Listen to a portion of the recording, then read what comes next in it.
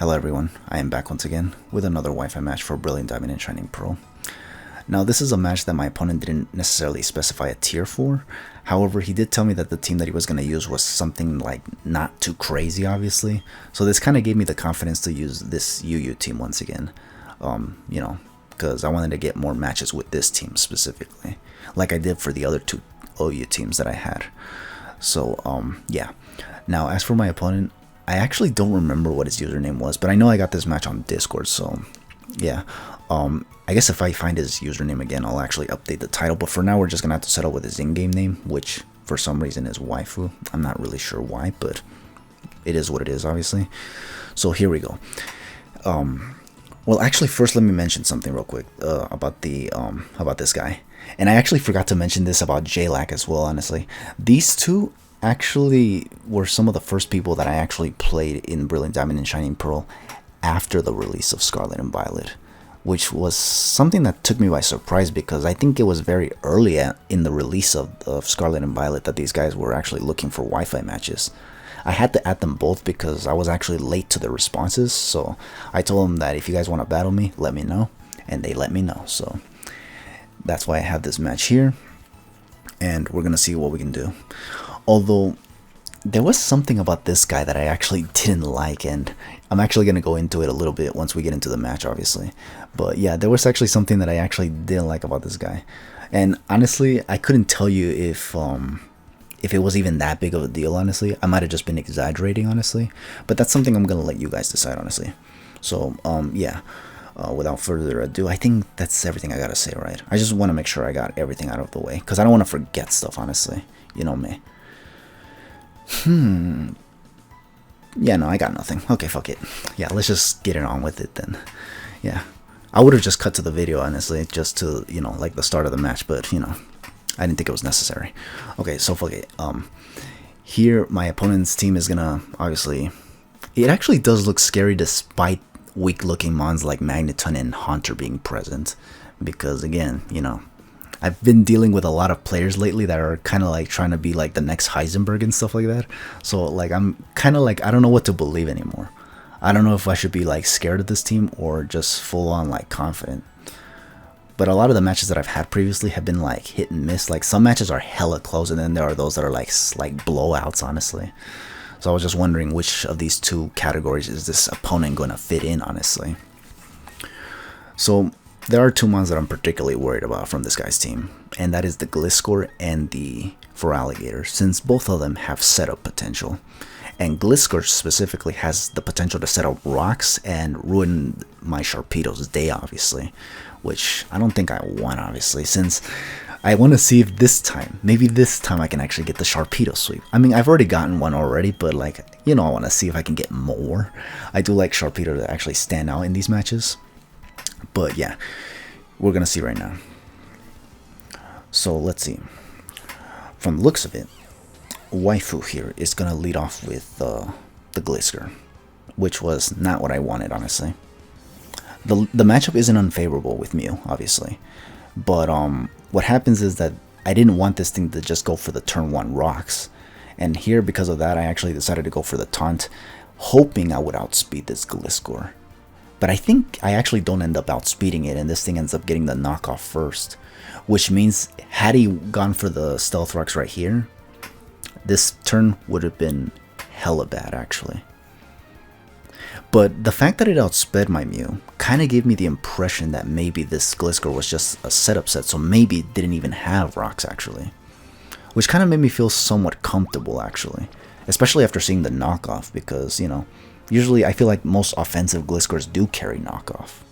Although I think defensive variants do as well, but I don't know. I don't feel like that's the first thing they go for. They usually go for Stealth Rocks right away.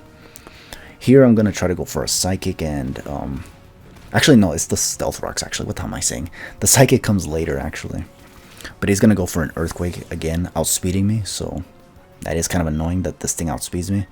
But again, like I was under the impression that this thing was probably speed invested, since I like assumed it was an offensive variant, and usually most offensive variants of Gliscor are speed invested. So obviously, I didn't really have much room to complain. I just decided to go for the Psychic. I actually felt comfortable that this thing wasn't gonna have Stealth Rocks actually, since he never went for it. He first goes for Knockoff, then goes for Earthquake, just full on attacks. So I was just thinking, okay, so maybe this thing doesn't even have Stealth Rocks.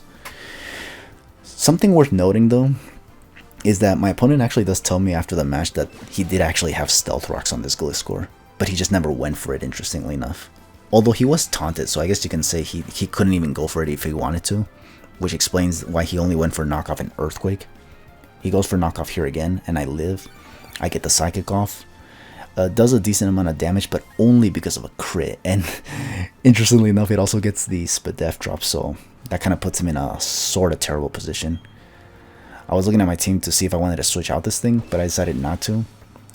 Just in case he wanted to go for the Stealth Rocks, I decided to punish him by having him lose his Gliscor, but he actually just ends up taking out my Mew right away, so that way, you know, it can't really do anything.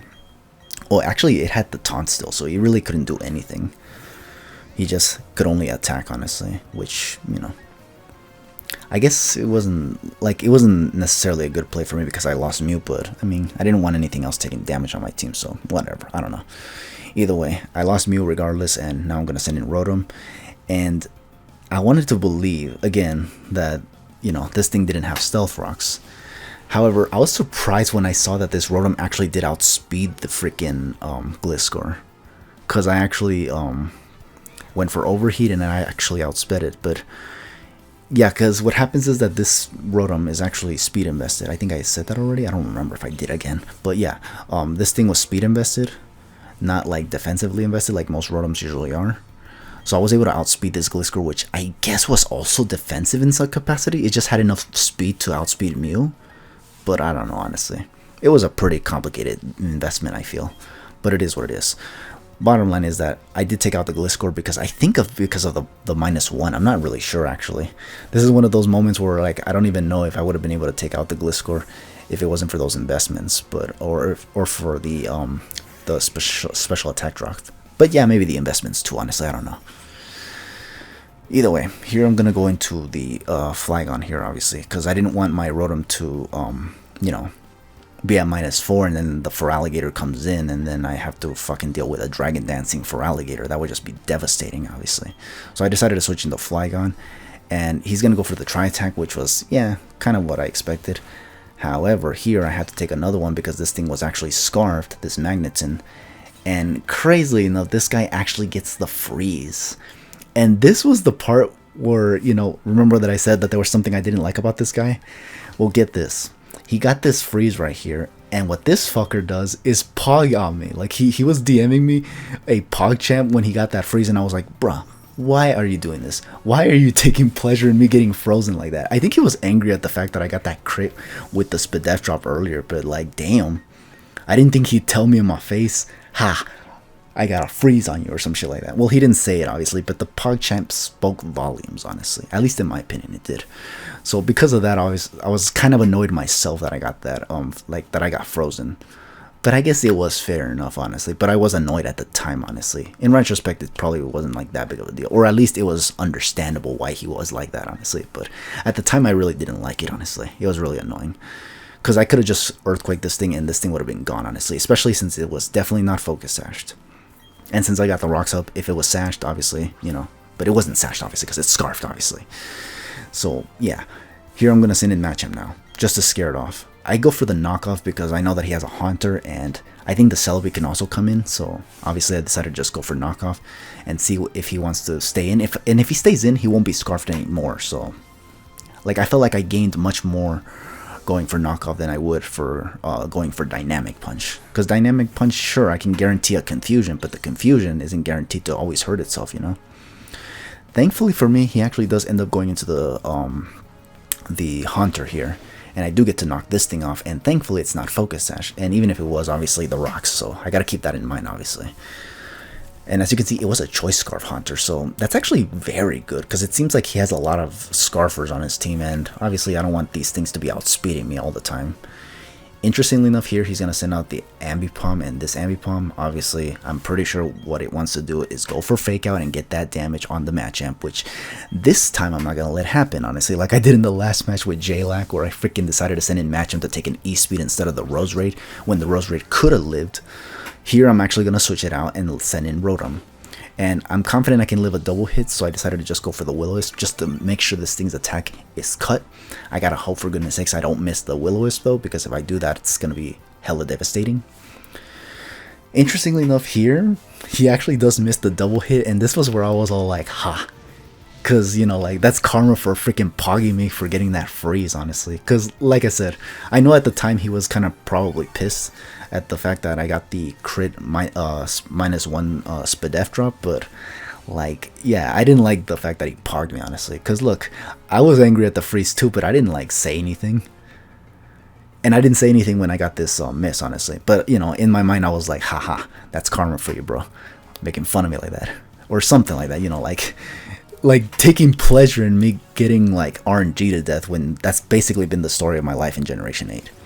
Anyways, this Ambipom finally lands the double hit, and I actually decided to take advantage of the fact that this thing is burned and isn't doing too much damage to my Rotom to set up a nasty plot. And the reason why is because I can use this +2 to actually just go for the Thunderbolt and then just freaking take out this Ambipom. And if he chooses to bring the Feraligatr, if he dares goes for the Dragon Dance on my Rotom, he will take a Thunderbolt and go down as well. Basically, this was to discourage the Dragon Dance attempt, should he send out the Feraligatr. But I think he doesn't end up sending out the Feraligatr. I think what he sends out is the what's it called? It wasn't the Feraligatr, it was the, I think, Magneton. Yeah, the Magneton. Okay, so here, I think once again, I actually don't try to take this thing out, interestingly enough. I don't go for the overheat, even though I probably could. Because again, I was kind of worried that, sure, I won't be at -2 because of the +2 from Nasty Plot. I think that was another reason I went for the Nasty Plot too, honestly. Was because I wanted it to be, like, you know, neutral in terms of, you know, special attack. But I decided to just go for the Will-O-Wisp because, look, even if I'm at neutral special attack, if that Feraligatr comes, if that Feraligatr comes in and sets up a Dragon Dance, obviously, and it lives the Thunderbolt from, you know, a non-invested Rotom, that'd be the whole game probably, because I still have the Sash Sharpedo, but, you know, then there's Celebi to deal with, and, you know, that's going to be a problem too, honestly. So things could have been bad. That's why I didn't want to just go for the straight up kill, honestly, because I feel like this guy could have done some other stuff afterwards, and, you know, I didn't think Rotom was the one to take out this Magneton. It needed to be something else. Something that could kind of hit his team really, really hard, obviously. So yeah, obviously the Will-O-Wisp had to be the play, at least, to kind of chip it down little by little, honestly. Here, I'm going to send out Sharpedo, and I'm actually going to make the obvious Protect here. This was supposed because I didn't want to risk anything. I didn't want to risk him actually just staying in calmly and going for Thunderbolt while I lose Sharpedo. Although I did have a Sash, honestly, so I probably should have risked it, honestly, just going for Crunch. It could have probably led to another Sharpedo sweep, because if you're gonna see right here that my opponent is gonna in fact switch out the Magneton. He's gonna go into Celebi, unfortunately. Had I gone for the Crunch here, I would have probably been able to take out this Celebi without actually, you know, losing Sharpedo, actually. I actually don't lose Sharpedo here, but the Sash is used up, which could have been used up in the other one against Magneton. But if he switched out, I would have still had the Sash intact, gotten damage on the Celebi, and then it would have been enough to take it out with 2 crunches, obviously. But now, I can only go for the Crunch, and yeah, this thing is obviously going to live because Celebis are typically bulky, honestly. So yeah, and this thing is going to go for Giga Drain.